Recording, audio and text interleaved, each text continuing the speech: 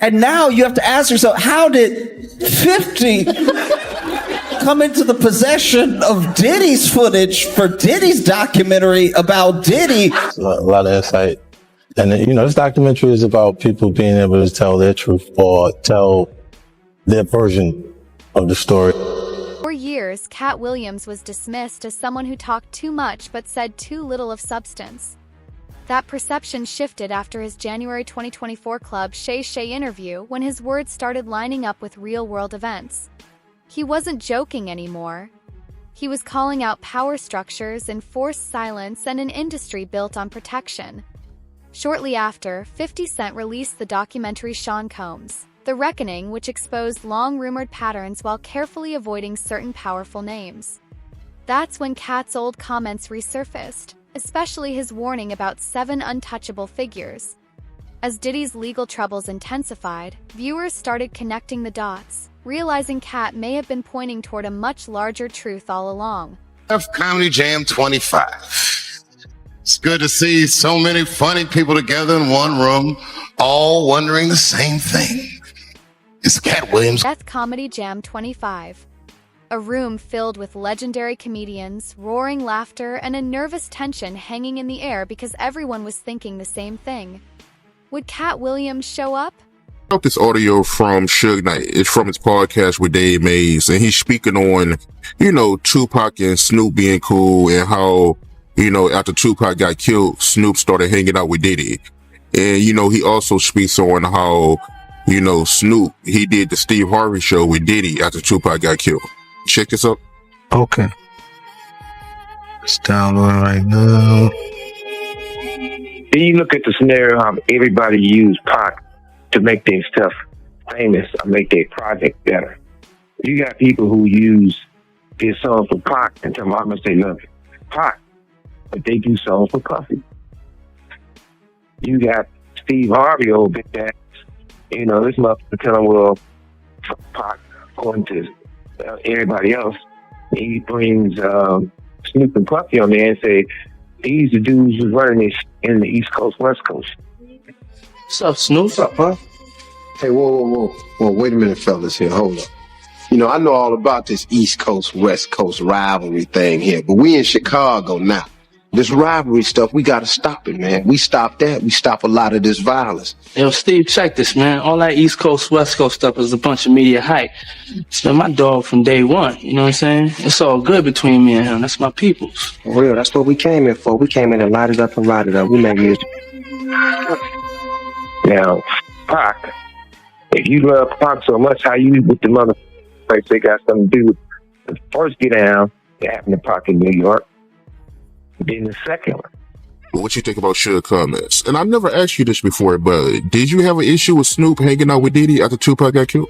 I always felt that was wrong. I'm gonna just keep it real. I'm talking about from that, like now, okay. You know what I mean? I'm 46, Snoop probably early 50s. If he figured out now, he might go by the opinion like, okay, Puffy had nothing to do with Pac. We grown now. If he want to be his friend, no problem. But back then, that was just awkward. You know what I mean? And the reason why it was awkward to me that I never even like it because you knew how Pac felt about it. The message was simple. Diddy wasn't operating alone, and he was shielded by layers of protection from people too powerful to be challenged openly. Katt never released a list or named all 7 figures directly, but his hints were enough to ignite non-stop online speculation. As usual, the internet rushed to connect the dots on its own.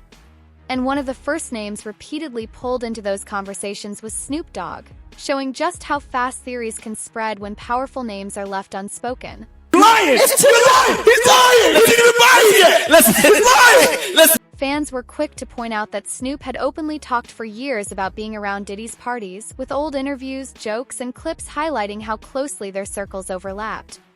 As online rumors and resurfaced stories began circulating, unproven and purely speculative, people started questioning why his name never appeared in the documentary at all. The theory was straightforward. Mentioning Snoop could have triggered massive backlash, not just from fans, but from powerful industry connections.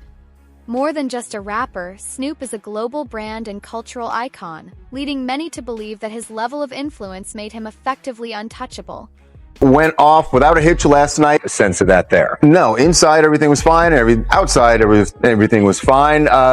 And Kevin Hart decided that he was going to make jokes about, well, I mean, he's the host, right? So you have to sort of roast a little bit about someone who's in the audience because, well, this person is in a prison, actually right now sitting in a courtroom, and that's Diddy. Yes, he didn't say his name, but it was very clear to everyone who he was talking about here. Watch the reactions in the Diddy was a big part of this culture. You know, right. His after parties, you know, were a part of the BET experience. So, you know, life comes at you fast, but, you know, Kevin had to address the elephant in the room. By the way, we should say the Diddy after parties that happen after award shows, that's not what the trial is about. Those weren't freak-offs. The trial is something separate, but still, nobody wanted to be seen as laughing. Kevin Hart's name caught many people off guard, especially as rumors began focusing on his early career connections to events known as Flavor Camp. These gatherings were linked to Diddy and often framed as industry opportunities for emerging talent, later fueling speculation and debate about how closely certain careers may have been connected behind the scenes. What's going on with Kevin Hart? I don't know, man. Oh, okay. You know, the internet is going wild on him, saying that he was a curator and a narrator of one of the Diddy parties and got caught on tape. Did you hear that? Wow. I didn't hear that one. That must be one of your favorite. That must be one of your favorite comedians, then. Cause you didn't hear that? That was cool. Huh? I didn't hear it. Get out of here. It was cool, but I didn't hear that one. Must have missed it, man. I think I caught most of them. I think he almost fell in the tub with one of the girls. Diddy had some girls in the tub, a tub of baby oil or something like that, and he almost fell in the tub. It was crazy.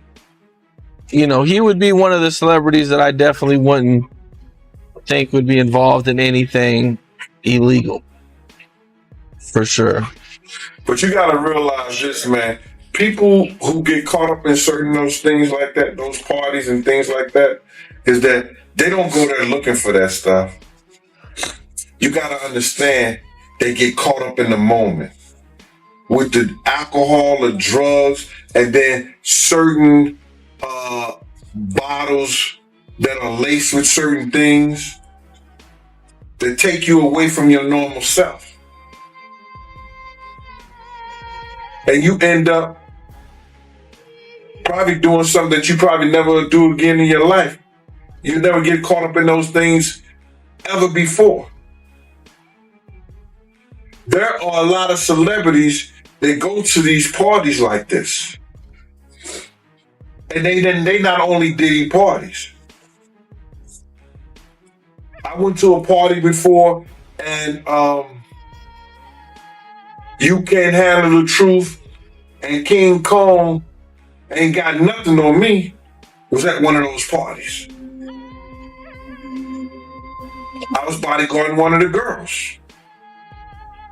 So what I'm saying is that it's rampant, and this was years ago. This was over 20 years ago. It's rampant in the music industry. It's rampant in Hollywood, film, pictures, and anything. Can I tell you a story, Killer? I don't think I ever told you this story. This is what Puff taught me. One time I walked in when I was fresh off the streets. I got signed to Bad Boy. I had these fresh Air Nikes on, and then I had on Air Nikes too, brand new. I made a mistake and stepped on his sneaker, and the dirt was on his laces, on his white Airs. I said, man, my bad, because I had stepped in some dirt. You know, the nigga came back, put his feet in the dirt, and stepped all over my sneakers. I said, yo, what are you doing? He said, my bad. I said, yo. The moral of the story is, nobody just want to hear you say. Visiting Kevin Hart's early comedy routines. And while nothing proved any wrongdoing, some jokes landed differently for certain viewers, prompting new questions about what he may have witnessed along the way. Online speculation suggested that drawing his name into the conversation could have created serious legal and business complications, given the number of projects, contracts, and major studios involved. Nothing was ever confirmed, only a noticeable silence where curiosity continued to grow. So Mace was told the day before the incident at the celebrity basketball game that someone was coming for Puffy and Biggie. And another line that Mace said that caught my attention, man, was him saying that never found the killer. Why is there? How do you feel about him saying that? Because it sounds like he's referring to Biggie getting killed in LA, and Puffy, he's currently living in LA right now. And why does he feel so comfortable living somewhere that Biggie got killed at, knowing that they never found the killer and the murder is still unsolved? Well, on all honestly, brother, you would have to ask him that. You know what I'm saying? But if I'm looking at it like that, then I know, you know, those mansions are heavily guarded, one. Two, he wasn't getting the love that he would get. I don't think he's getting love in LA. I don't know. He said he owns LA, he runs LA, he runs Miami, and he runs New York. So by him running LA, as he say he does, I would feel comfortable too. You know what I'm saying? If I knew for a fact that the person they got, and that was enough to call back all of everything, I would feel that comfortable too. But I wouldn't live there. I wouldn't go there. I'd do business and get on out of there if I was still afraid. I don't think he may have not ever been afraid. You understand? Because he never acted like he was afraid for whatever reason it was. I can't pinpoint it myself, man. Hey, what's up, King Son? Man, you doing it, man. You deserve it, Daddy. You putting in that work. I'm proud of you. I love you.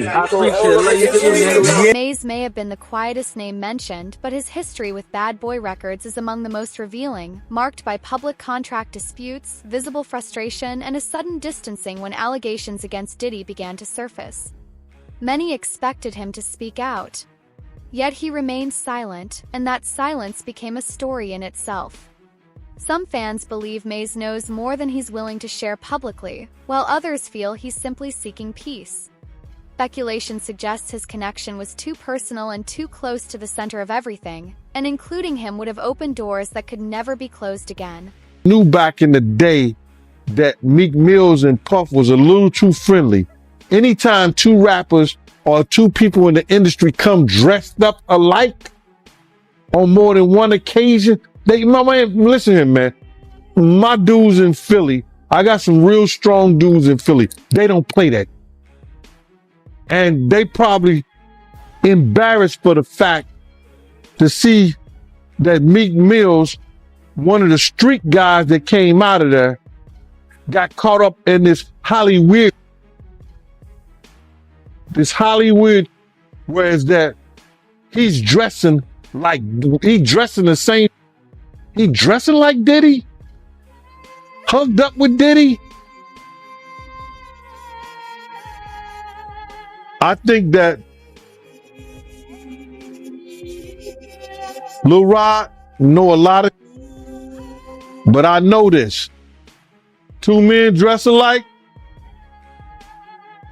it's just like two men laying down. When they both get up, they both homos. And that's real talk, bro. My man, you go to a party, dog, and the nigga got the same shirt you got on, I'm taking my shirt off. I'm walking around in a t-shirt. And then, not to blow Meek Mills up out the water or anything like that, it was said that they checked his Google search and all that, and he was searching for some online gay porn and all that. Oh, wow.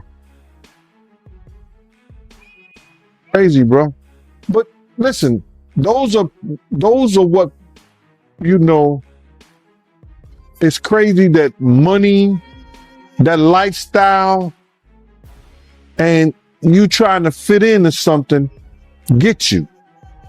These guys never set out to do all this. Meek Mills, when he got into the game, he didn't set out to be questioning about his manhood with Diddy. But he put himself in that position. You know, where we hanging out and what we doing, we can't really disclose, but it's definitely a 15-year-old's dream.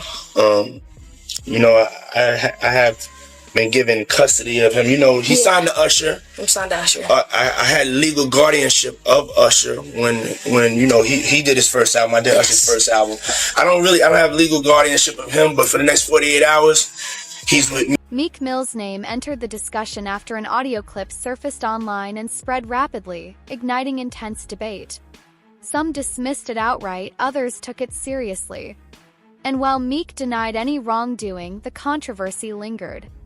Online speculation suggested that naming him directly in the documentary could have jeopardized the entire release, bringing legal risks, defamation concerns, and a media storm no platform would want to face. According to the rumor mill, this became a clear example of content being cut for survival rather than truth, something many viewers now say they felt long before it was ever acknowledged. Bootleg, yo, they don't even bootleg no more, man. So it's going to be hard to figure it out if it does exist. Do you believe the guy in the tape is white? If he's bigger than Diddy, and he's not none of the names that I said, probably so. But then they say he was young too. Yeah, they say he was young. Let me get his name right. I hope it ain't the Bieber. I hope it's not the Bieber. That's a good one. It might be him. But if they saying that the guy is young and he's an A-lister, I can't think of that many black people, man. Right. Not at all. And somebody that more powerful, more of a celebrity than Diddy. You understand what I'm saying? If they were saying somebody that was more celebrity than Diddy, he was an A-lister, he was younger. You know what I'm saying? And if he's not black, it would have to be the Bieber. That's his name, Bieber? They said I got that wrong too. Justin Bieber, allegedly. I don't know, bro. Right. But when you heard the news that Diddy, he had a tape with another man, did that catch you by surprise or not? Well, all this shit is by surprise to me. A lot of this shit is by surprise to me, to be totally honest, man. Because I knew Puff, I knew Puff Daddy, I knew Diddy before he was Love and Brother Love and back to Diddy. So, no, but the diddler, he's the diddler now. A lot of it's surprising, but it's not unheard of. Because you hear of all kinds of shit, and whether it registered with you or you internalize it or something like that, that's a whole nother story. But a lot of this stuff is crazy. But this is the world. Perhaps the most sensitive names were Justin Bieber and Usher, both connected to Diddy early in their careers. Old videos and interviews resurfaced, revealing moments that in hindsight felt deeply unsettling. Justin Bieber's emotional reactions to paparazzi questions years later only fueled further speculation, prompting questions about whether some young stars were protected at the expense of their well-being. Many believe the documentary drew a firm line here, not because the story lacked importance, but because publicly exposing potential victims could cause more harm than healing. As a result, their names were left unmentioned. Ray J, Clive Davis, how are they all connected? I want to say Diddy, but I don't. We're going to be going through all of those possibilities. Oh, okay. I wasn't supposed to answer. Okay. And when we started LA is a Graveyard, then, it was like, okay, we can't just say that anymore, especially after I took him up to 35 for us to film about what happened in Mo there. It's hip hop. Yeah. And that's going to be moving on to Tombstone. Okay. And we'll be going through the unexpected, unusual deaths, unsolved murders, mysteries, things of that nature, things that I know, things that I'm directly connected to. We want to create this aspect because we want to start teasing people's minds into wanting to get these crimes solved, because the truth is, it seems like the hardest murder to solve in America is a rap murder. They just don't seem to get solved. Without question. That's a problem. Without question. Because we got over 35, 40 years of hip hop homicides. Yes. How many of them get solved? They created a whole show. Yeah. Unsolved hip hop mystery. Are you kidding me? Hey, I have to ask you. You mentioned Clive Davis. They just showed him recently walking into somewhere, and they asked him about Diddy, and he said, "Who?" Is that old age, or does he not? They're not in the same world, or they're in the same world, but they're not. After Sean Combs, The Reckoning dropped, fans noticed how quickly the conversation zeroed in on Diddy. The deeper questions, who funded the events, who booked the venues, who showed up year after year, who approved it all, faded into the background. Online researchers compared it to past industry scandals and saw a familiar pattern. One name becomes the symbol. A few explosive details surface, but anything connecting to... I've been talking about for some time now. Alex, let me begin with you. The docuseries is entitled Sean Combs, The Reckoning. How is this one different from the others that have been out there? Well, I think that the biggest marker of what makes this film or this series different is how much time we took into putting into the making of the film, doing our due diligence to get the right voices, to the table, this is a series that spans over 30 years. So just by covering that much time, it took a lot of time for us to dig in and to kind of make sense of this story and to put this timeline together. Yeah, and there's like some never before seen footage that I'm going to talk to you about in just a moment.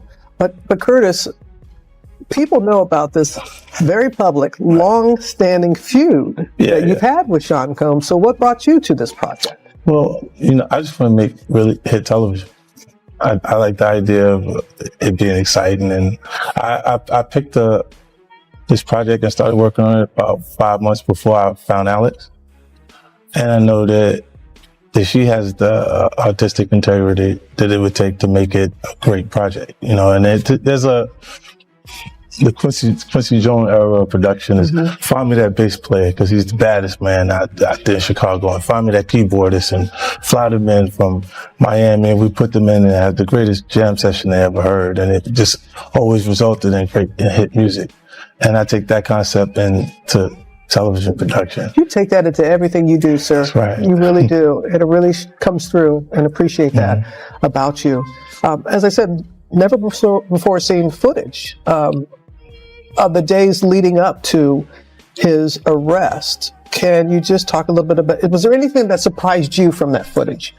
The footage, I think it's rare to find someone who's being, talked about all over the country. All eyes were on him, so to speak. And it was really interesting to see his last days of freedom, and what was sort of important to him. Obviously, there's phone calls with his attorneys, with his team.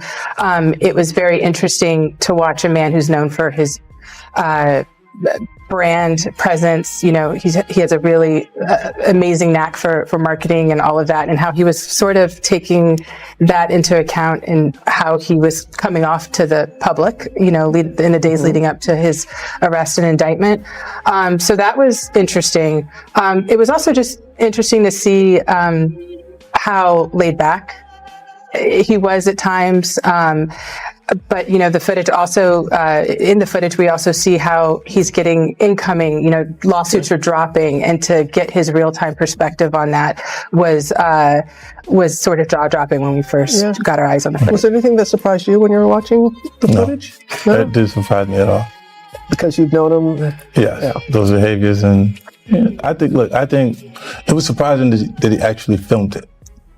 Yeah, and I want to ask about that, because how did you go about getting the footage? And do you know the intent of the videographer, why he or this person took the footage? She's a journalist, right? Yeah.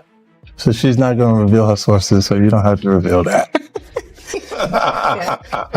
Not going to reveal my sources, but I think that partnering with someone like 50, it was very much in the universe as to what we were doing.